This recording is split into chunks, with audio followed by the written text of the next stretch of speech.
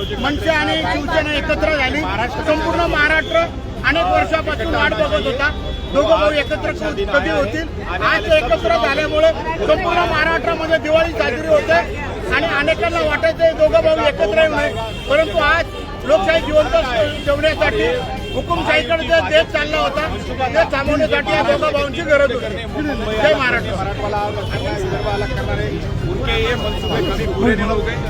ये महाराष्ट्र